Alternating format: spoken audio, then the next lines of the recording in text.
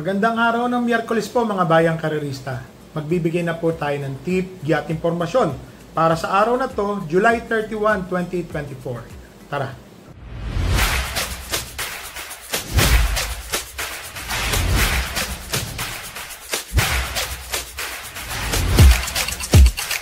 So mga bayang karerista, makapal po ang lineup sa darating na Miyerkules bukas. So ito po, pakita ko lang po ang kopya. Mahirap ang karera, mga bayang karerista. So, ang start time po ng karera ay sa ganap na alas 5 ng hapon. Hindi pala lahat.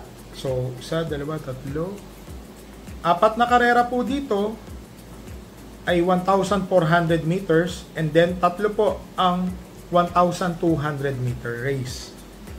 So, simulan na po natin magbigay ng tip at giya at impormasyon. So, dito po sa race number 1, 3-year-old and above maiden race. First choice ko po, couple entering 2 and 2A. Star of the show and side by side. Etong si Star of the show, nung huling takbo nito, segundo. Ang ganda po ng tinakbo. Kala ko, lalapit pa ng lalapit. Mukhang meron na yung si Kabayo. Ganda po ng pinakita niyan. Ang second choice ko po dito, yung balita ko po na mainam po. Entry number 9, Dream Chaser. Kung di po ako magkamali, magaling na magaling daw to. Kaya lang po, hindi po natin nakikita.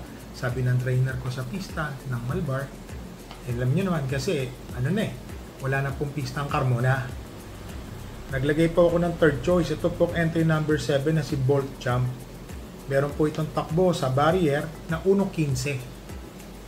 Mainam po 1.15 sa 1,200 meters. Mainam po ang pinakita niyan. So sa tingin ko po, malaki po ang panalo ng kabayo na yan. So dito po sa race number 1, first choice po, couple entering 2 and 2A, side by side, Star of the Show. Second choice, entry number 9, Dream Chaser.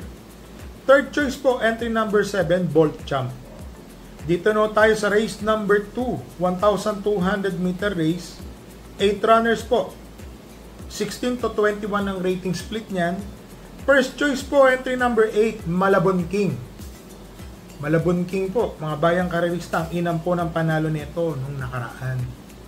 So para sa akin po, nung napanood po natin yan, tingin natin is marami pa si Malabon King. Ang second choice ko po dito, yung galing sa panalong number 3, Sundance. Ang inam din po ng panalo, talagang napansin ko, medyo bumubuti na po si Kabayo. Or bumabalik na po siguro yung kondisyon niya. Ang inam po ng panalo. Kaya lang, kailangan po ata, balita ko, dapat mailabas to agad para panlaban. Kasi hindi daw ata, balita ko lang, ayaw netong natatapalan. So dito po sa race number 2, first choice po, entry number 8, Malabon King. Second choice po, entry number 3, Sundance. Dito na tayo sa race number 3. 1,400 meter race. 28 to 33 po ang ratings niyan. 10 runners. First choice po, entry number 10, Uticus. GL Ciego Jr. Minus 4 kilograms. Ang gaan po nung bata. So, 51 ang dala. Tingin ko, baka lumipad sa kanya to. Mainam po magdala. Si GL Ciego. Ang second choice ko po dito, itong galing sa panalong entry number 5 na si Chocolate Thunder. Tumapos po siya ng 1.27. Kaya lang, ang hinete po niya noon si Nelson ay Uy. Ngayon po, medyo aumentado po. CB Ardona ang papatong. Tingin ko malaki po ang panalo rin. So dito po sa race number 3, first choice po entry number 10, Uticus. Second choice entry number 5, Chocolate Thunder. Dito na tayo sa race number 4, 8 runners po, 1,200 meter race. Rating 5, split placer. First choice po, napakababa na po sa laban. Entry number 8, Calle Loreto. Edgardo G. Guerra ang papatong. Tingin ko, malaki po ang panalo. Nasa labas, last to enter, mananalo't mananalo. Sana makapanalo na po si Calle Loreto. Ang second choice ko po dito, yung matuling kabayan na si Den. Baka mamaya ho, iuna na to, mahirapan na ho silang makahabol. Siya po ang aking second choice. So dito po sa race number 4, first choice po entry number 8, Calle Loreto. Second choice po entry number 6, Den. Dito na tayo sa race number 5, 1,200 meters, 11 to 15 ang ratings niyan. 8 runners po. First choice po entry number 6, Achi Holly. Kasi pag nag-review po tayo, nakita na natin, tinalo niya na po itong mga to eh. So sa tingin ko po, malaki po ang panalo ni Achi Holly kasi bumaba na rin po siya sa laban. Alam niyo naman, taas-baba, nangyayari po yan. Minsan matatalo ka, ma-minus ka, ganun po. So nakababa po ng laban si Achi Holly. Tingin ko po, komportable po ang itatakbo niya rito. Alam naman natin, Achi Holly, biglang dumadating at nananalo ang Bulaga eh. Ang second choice ko po dito, itong entry number 7, Hot Rap Hearts. Medyo hindi lang maganda yung pinakita nito nung nakaraan. Pero prior dun sa huling takbo niya, may nauna pa, mainam po, nametahan po ito, si Hot Rap Hearts. So sa tingin ko po, malaki po ang panalo. Ang third choice ko po dito, yung galing din sa panalo sa same distance na 1,200 meters, I Tell You. 1.14 po ang tinapos niyan sa same distance ha. Mark Alvarez pa rin ang papatong. Pero nung huling takbo, medyo hindi po maganda yung pinakita, yung kinilos. Pero ngayon po, tingin ko, maganda po ang itatakbo niyan. I Tell You. So dito sa race number 5, first choice po, entry number 6, Achi Holly. Second choice, entry number 7, Hot Rap Hearts. Third choice, entry number 3, I Tell You. So dito na tayo sa race number 4, 22 to 27 split ang ratings niya.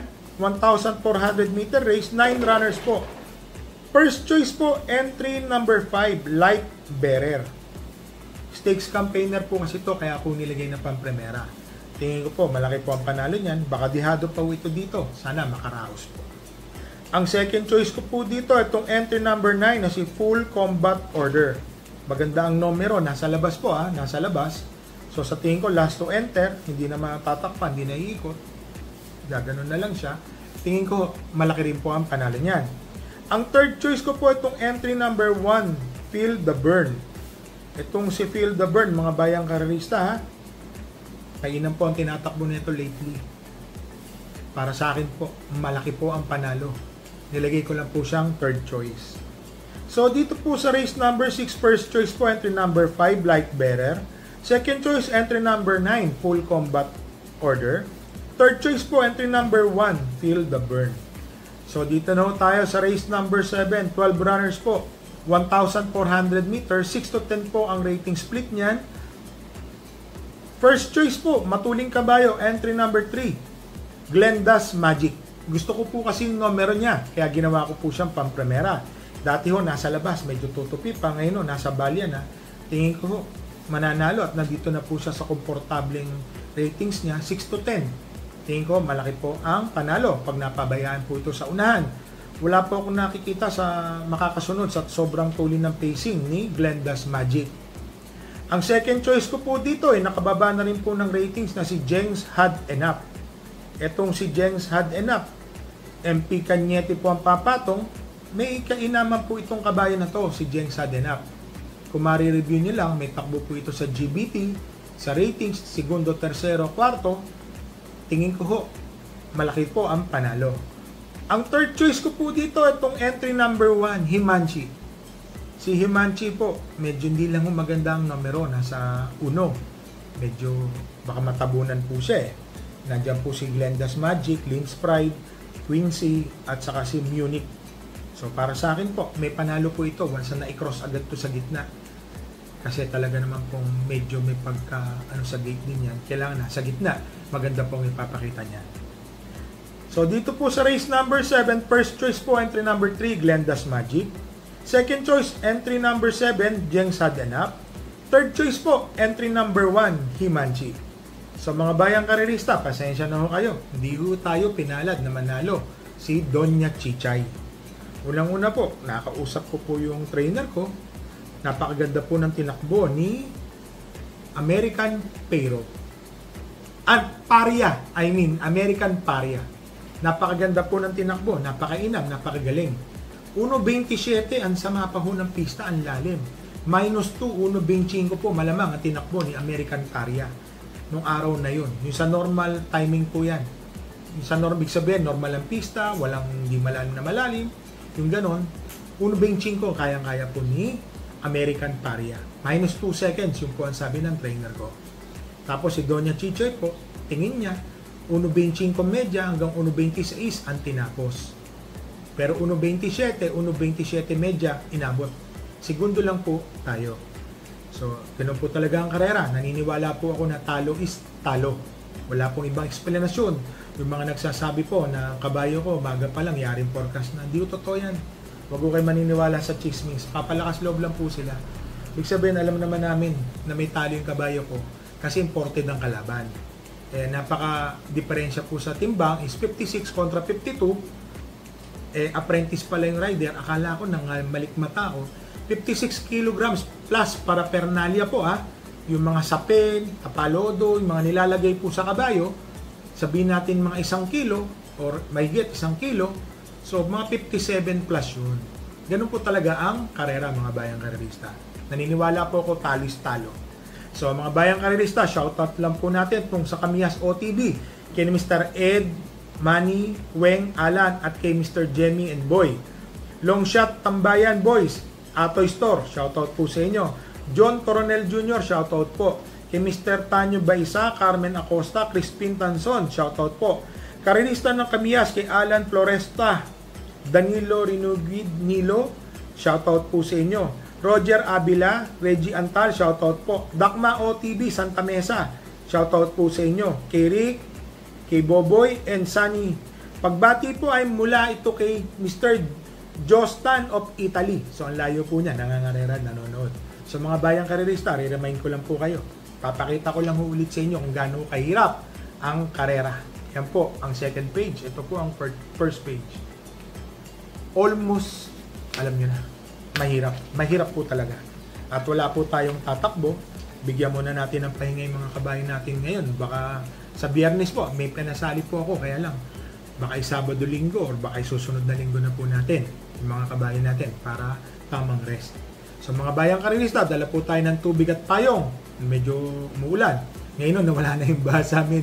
Linisan na ng linisan. So mga bayang karerista, happy racing po and stay safe sa inyo.